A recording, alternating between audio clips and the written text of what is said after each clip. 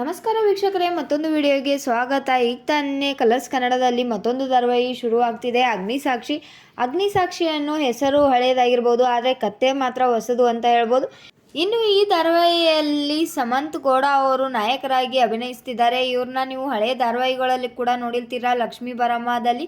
ಹಾಗೆಯೇ Bigg Boss Kannada season 8ರಲ್ಲಿ contestants ಕೂಡ ಆಗಿ ಬಂದಿದ್ರು ಇವ್ರ ಬಗ್ಗೆ ನಿಮ್ಗೆಲ್ಲರಿಗೂ ಗೊತ್ತಿರುತ್ತೆ. ಆದರೆ ನಾಯಕಿ ನಟಿಯಾಗಿ ಅಭಿನಯಿಸ್ತಿರುವಂಥ ವರ್ಷಿಣಿ ಗೌಡ ಅವರ ಬಗ್ಗೆ ನೀವು ಇವತ್ತು ಈ ವಿಡಿಯೋದಲ್ಲಿ ತಿಳ್ಕೊತಿದ್ದೀರಾ. ಅದಕ್ಕಿಂತ ಮುಂಚೆ ನಮ್ಮ ಚಾನಲ್ನ ಸಬ್ಸ್ಕ್ರೈಬ್ ಮಾಡ್ಕೊಳ್ಳಿ ಅಂತ ಹೇಳ್ತಾ, ಇನ್ನು ವರ್ಷಿಣಿ ಅವರು ಮೊದಲಿಗೆ ಟಿಕ್ಟಾಕ್ ಮಾಡ್ತಾ ಇರ್ತಾರೆ, ಅದಾದಮೇಲೆ ರೀಲ್ಸ್ಗಳನ್ನ ಮಾಡ್ತಿರ್ತಾರೆ. ಅದರ ಜೊತೆಗೇನೆ ಹಲವಾರು ಆಡಿಷನ್ಗಳ ಮೂಲಕ ಧಾರಾವಾಹಿ ಕ್ಷೇತ್ರಕ್ಕೆ ಕೂಡ ಬರ್ತಾರೆ.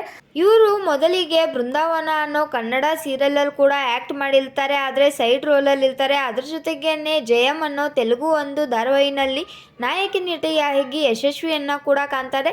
ಆದರೆ ಅವರಿಗೆ ಕಲರ್ಸ್ ಕನ್ನಡದಲ್ಲಿ ಕೆಲಸ ಮಾಡಬೇಕು, ಹಾಗೆಯೇ ನಾಯಕಿಯಾಗಿಯೂ ಧಾರಾವಾಹಿನಲ್ಲಿ ಮಿಂಚಬೇಕು ಅನ್ನೋದು ಅವರ ಆಸೆ ಆಗಿರುತ್ತೆ ಅಂತ ಒಂದು ಸಂದರ್ಶನದಲ್ಲಿ ಕೂಡ ಹೇಳ್ಕೊಂಡಿದ್ದಾರೆ. ಇವರು ಮೂಲತಃ ಬೆಂಗಳೂರವರೇ ಆಗಿದ್ದು, ಬೆಂಗಳೂರಲ್ಲೇ ಹುಟ್ಟಿ ಬೆಂಗಳೂರಲ್ಲೇ ಬೆಳೆದಿದ್ದಾರೆ. ಇವಾಗ ಅವರಿಗೆ 23 ವರ್ಷ. 2003ರಲ್ಲಿ ಜನಿಸಿರ್ತಾರೆ. ಇವರು BCom ಪದವಿಯನ್ನ ಕೂಡ ಹೊಂದಿದ್ದಾರೆ.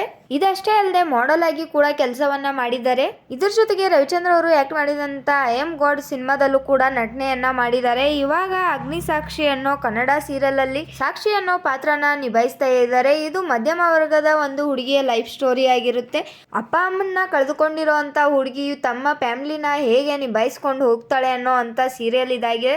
ಇನ್ನು ನಿನ್ನೆಯಿಂದ ಈ ಸೀರಿಯಲ್ ಕೂಡ ಸ್ಟಾರ್ಟ್ ಆಗಿದೆ. ಎಲ್ಲರೂ ನೋಡಿ ಹಾಗೆಯೇ ಹೇಗಿತ್ತು ಅಂತ ಕಮೆಂಟ್ ಮಾಡೋದನ್ನ ಮರಿಬೇಡಿ. ಇದೇ ರೀತಿಯಾದ ವಿಡಿಯೋಗಳಿಗಾಗಿ ನಮ್ಮ ಚಾನಲ್ನ ಸಬ್ಸ್ಕ್ರೈಬ್ ಮಾಡ್ಕೊಳ್ಳಿ.